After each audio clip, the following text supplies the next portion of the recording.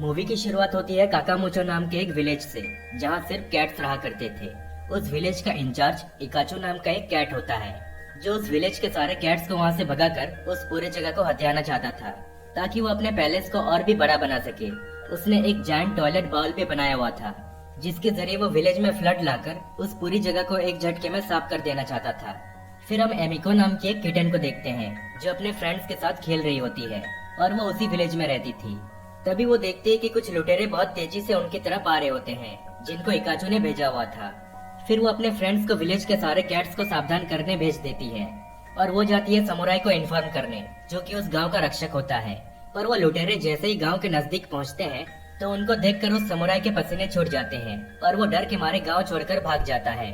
अब ये लुटेरे गांव में काफी कुछ तोड़फोड़ करके वहां से निकल जाते हैं। फिर अगली सुबह सारे कैट्स आपस में मीटिंग करते हैं और वो किंग शोगन को मैसेज के थ्रू रिक्वेस्ट करते हैं कि हमें हमारे गांव के लिए एक नया समुराई चाहिए। जिसके बाद शोगन उस विलेज का इंचार्ज यानी इकाचू को कहता है कि जितना जल्दी हो सके तुम उस विलेज में एक बहादुर समुराई भेज दो। फिर हम देखते हैं कि इकाचू ने हैंक नाम के एक डॉग को कैद कर लिया था, क्योंकि उस विलेज में डॉग्स अलाउड नहीं थे। दरअसल हैंक गलती से उस विलेज में आकर फंस गया था और आज के दिन ये लोग उसको मारने वाले थे। तभी इकाचू को एक आइडिया आता है। वो हैंक को नया समुराई बनाकर उस विलेज में भेजने का डिसाइड करता है, ताकि वहाँ के कैट्स जैसे उसको देखेंगे तो उसको तुरंत जान से मार डालेंगे, जो कि लॉ के अगेंस्ट है। यानी वो जैसे ही उसको मारेंगे तो इकाचू सारे कैट्स को अरेस्ट करके उस पूरे विलेज पर अपना कब्जा कर लेगा। फिर हैंक जैसे ही उस विलेज में पहुंचता है तो सारे कैट्स उसे मारने उसके पीछे पड़ जाते हैं, ये कहकर कि यहाँ तो डॉग्स अलाउड ही नहीं है, तो तुम कहाँ से टपक पड़े। तभी एमिको एक डॉक्यूमेंट लाकर सबको दिखाती है, जिसमें लिखा होता है कि हैंक को ही यहाँ भेजा गया है नए समुराई के लिए। अब सभी हैंक को तो छोड़ देते हैं, लेकिन कोई उसे एज ए समुराई एक्सेप्ट नहीं करता। पर हैंक तो इस जॉब से काफी खुश था। फिर वहाँ पर वो जिम्बो नाम के एक समुराई से मिलता है, जिसको वो कहता है कि मैं इस गांव का नया समुराई हूँ। पर जिम्बो समझ जाता है कि वो सिर्फ एक बेवकूफ डॉग है और कुछ नहीं। तभी वहाँ इकाचू के लुटेरे दोबारा सबको परेशान करने आ जाते हैं। दरअसल इकाचू बार बार अपने लुटेरों को गांव में भेजा करता था, ताकि सारे कैट्स डर के मारे गांव छोड़कर निकल जाएं। अब जिम्बो हैंक को कहता है कि तुम तो समुराई हो ना, तो जाओ इन लुटेरों का सामना करो। फिर हैंक जैसे ही उनको रोकने जाता है तो वो बहुत बुरी तरह से पिट जाता है। जिसके बाद वो जिम्बो से कहता है कि हाँ मैंने झूठ कहा था, मैं कोई समुराई नहीं हूँ, पर मैं एक रियल समुराई बनना चाहता हूँ। वो ये भी बताता है कि कैसे एक दिन वो जब सिटी में फूड के लिए इधर उधर भटक रहा था तो कई स्ट्रे डॉग्स उसको परेशान करने आ गए थे, लेकिन तभी कोई अननोन समुराई आकर उसकी जान बचाई थी। पर उस समुराई का स्वॉर्ड हैंक के पास ही छूट गया था, जिसको वो अभी तक संभाल कर रखा हुआ था। अब यहाँ जिम्बो रिवील करता है कि वो अननोन समुराई मैं ही था। फिर हैंक उसे रिक्वेस्ट करता है कि प्लीज मुझे समुराई बनने की ट्रेनिंग दो, ताकि मैं हमेशा इस गांव की रक्षा कर सकूं। पर जिम्बो उसको ट्रेनिंग देने से साफ मना कर देता है, इसलिए हैंक गुस्सा होकर वहाँ से चला जाता है। अब एमिको ने इनकी बातों को सुन लिया था। फिर वो जिम्बो से कहती है कि तुम्हें उसको ट्रेनिंग देना चाहिए, मुझे उस पर पूरा भरोसा है। दरअसल एमिको भी बड़ी होकर एक समुराई बनना चाहती थी। अब उसके कहने पर जिम्बो फाइनली हैंक को ट्रेनिंग देने के लिए मान जाता है। फिर वो अगले दिन से हैंक को ट्रेनिंग देना शुरू कर देता है, जिसमें हैंक को बहुत मुश्किलों का सामना करना पड़ता है। फिर ट्रेनिंग खत्म होने के बाद वो दोनों जब बॉन फायर के पास बैठे होते हैं तो जिम्बो हैंक से कहता है कि मैं पहले किंग शोगन का बॉडीगार्ड हुआ करता था, लेकिन उसके बर्थडे के दिन मैंने थोड़ी गड़बड़ कर दी, जिससे उसकी बड़ी बेइज्जती हो गई, जिसको देखकर मुझे बहुत बुरा लगा, इसलिए मैंने खुद ही अपना जॉब छोड़ दिया। फिर अगले दिन ये दोनों दोबारा अपना ट्रेनिंग शुरू करते हैं और अब धीरे धीरे करके हैंक भी सीखने लग गया था। फिर एक दिन इकाचू अपना एक जायंट सुमो को गांव में भेज देता है, जहाँ वो हर तरफ तोड़फोड़ करने लगता है। हैंक कहता है कि हमें उसको रोकना होगा, लेकिन जिम्बो उसे मना करके कहता है कि जाने दो, ये हमारी प्रॉब्लम नहीं है। इसलिए एमिको खुद उस सुमो से फाइट करने चली जाती है, लेकिन थी तो वो एक बच्ची ही, इसलिए वो ज्यादा कुछ कर नहीं पाती। तभी वहाँ हैंक भी पहुँच जाता है और सुमो का सामना करता है, पर वो भी ज्यादा टाइम तक उसके आगे टिक नहीं पाता। इसलिए जिम्बो बड़ी चालाकी से एक पीस को सुमो के मुंह में फेंक देता है, जिससे उसको घुटन महसूस होती है और वो उधर ही ढेर हो जाता है। अब जैसे कि हैंक उसके ऊपर था, इसलिए सभी को लगता है कि उसी ने ही सुमो को डिफीट किया है। सभी उसकी बहुत तारीफ करने लगते हैं। फिर सुमो को डॉक्टर के पास ले जाते हैं। दरअसल उसको पीस से एलर्जी था, इसलिए वो वहाँ पर बेहोश हो गया था। फिर वो हैंक को कहता है कि मैं तुम्हें मान गया, तुम में काफी हिम्मत है और अब से मैं तुम्हारे साथ ही इस गाँव में रहना चाहता हूँ। दूसरी ओर इकाचू का असिस्टेंट उसे खबर देता है कि हैंक ने हमारे सुमो को डिफीट कर दिया है और उसको दोस्त बनाकर अपने पास भी रख लिया, जिससे इकाचू कहता है कि मेरे पास एक प्लान है। फिर वो अगले दिन हैंक के पास जाता है और उसे कहता है कि आज रात को मैंने एक नाइट क्लब में प्राइवेट पार्टी रखी है, जिसमें तुम हमारे स्पेशल गेस्ट हो, इसलिए तुम्हें आना ही पड़ेगा।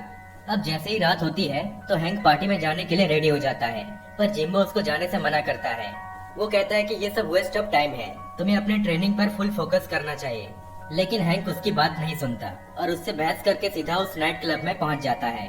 दरअसल ये इकाचो की ही चाल थी। अब जैसे कि हैंक यहाँ पार्टी में था, इसलिए इकाचो अपने आदमियों को गांव में भेज देता है, जहाँ वो हर तरफ तोड़फोड़ करके सबके घर जला देते हैं। फिर अगले दिन हैंक जब गांव में आता है तो सभी कैट्स उसको बहुत डांटने लगते हैं कि इतना सब कुछ हो गया और तुम कहाँ मर गए थे। वही जिम्बो हैंक को कहता है कि वो लोग सुमो को बंदी बनाकर अपने साथ ले गए, इसलिए मैं जा रहा हूँ उसको छुड़ाने। हैंक भी उसके साथ चलने का रिक्वेस्ट करता है, लेकिन जिम्बो उससे कहता है कि तुमने मेरे ऑर्डर्स फॉलो नहीं किए, इसलिए अब से तुम मेरे कोई स्टूडेंट नहीं हो, अब यहाँ से दफा हो जाओ। अब ये सुनकर हैंक को बहुत बुरा लगता है, जिससे वो गाँव छोड़कर जाने लगता है। पर रास्ते में उसे रियलाइज होता है कि उसे गाँव वालों को ऐसे अकेला छोड़कर नहीं जाना चाहिए, इसीलिए वो सबसे पहले जिम्बो की हेल्प करने उसी कैसल में पहुंच जाता है, जहां सुमो को कैद करके रखा गया था। अब ये दोनों बहस कर ही रहे होते हैं कि तभी वहां के कुछ गार्ड्स उनको देख लेते हैं और उन पर हमला कर देते हैं। फिर ये दोनों भी कई गार्ड से लड़ते हुए फाइनली सुमो के सेल तक पहुंच जाते हैं और उसको छुड़ाकर वहां से भागने लगते हैं। और अब सारे गार्ड्स भी उनको घेर लेते हैं। हैंक और सुमो तो किसी तरह वहां से बच निकलते हैं, लेकिन जिम्बो वही फंस जाता है और वो उन दोनों से कहता है कि तुम यहाँ से निकलो, मैं इनको देखता हूँ। जिसके बाद वो सारे गार्ड से अकेले ही फाइट करने लग जाता है। वही हैंक और सुमो जब गांव में पहुंचते हैं तो वो देखते हैं कि सारे कैट्स गांव छोड़कर जाने की तैयारी कर रहे होते हैं, क्योंकि इकाचो गांव को पूरी तरह से तबाह करने के लिए अपनी पूरी आर्मी को भेजने वाला था। वही हम इकाचो को देखते हैं, जो दुनिया भर के गुंडों की आर्मी को असेंबल कर रहा होता है। दूसरी ओर हैंक पूरे गाँव वालों को समझाता है कि हमें ऐसे डर कर गाँव नहीं छोड़ना चाहिए, ये हमारा घर है और हम अपने घर को ऐसे ही किसी को कब्जा करने नहीं दे सकते। हम मिलकर उनके आर्मी का सामना करेंगे, जिससे गांव वाले भी उसकी बात मान जाते हैं। फिर कुछ टाइम के बाद इकाचो की पूरी आर्मी गांव में पहुंच जाते हैं, जहां हम एक बहुत ही खतरनाक जंग को होता हुआ देखते हैं। गांव वाले अपनी पूरी जान लगा देते हैं उनको हराने की, पर इसी बीच किंग शोगन अपनी आर्मी के साथ वहां पहुंच जाता है और सबसे पूछता है कि ये सब क्या चल रहा है, किस बात के लिए तुम लोग लड़ाई कर रहे हो। तभी वहाँ जिम्बो भी पहुँच जाता है, जो कि अभी तक जिंदा था। वो शोगन से उसका बर्थडे बर्बाद करने के लिए उससे माफी मांगता है, पर शोगन कहता है कि अरे वो तो मेरी लाइफ की सबसे बेस्ट और यूनिक बर्थडे थी, पर तुम ही अचानक से बिना बताए कहीं गायब हो गए थे। फिर शोगन इकाचो से पूछता है कि इस लड़ाई का रीजन मुझे बताओ। अब इकाचो के कुछ कहने से पहले ही उसका असिस्टेंट उसकी सारी पोल खोल देता है, क्योंकि वो एक नंबर का बेवकूफ था। अब जैसे कि इकाचो की सारी सच्चाई सबके सामने आ चुकी थी, इसलिए वो वहाँ से भागने लगता है। पर हैंक भी उसका पीछा करते हुए उसके पैलेस में पहुँच जाता है, जहाँ वो उसी जायंट टॉयलेट बाउल के ऊपर फाइट करने लगते हैं। पर इसी बीच वो टॉयलेट बाउल लीक हो जाती है, जिससे उसके अंदर से काफी मात्रा में पानी बाहर आने लगती है और सीधा गांव की तरफ बढ़ने लगती है।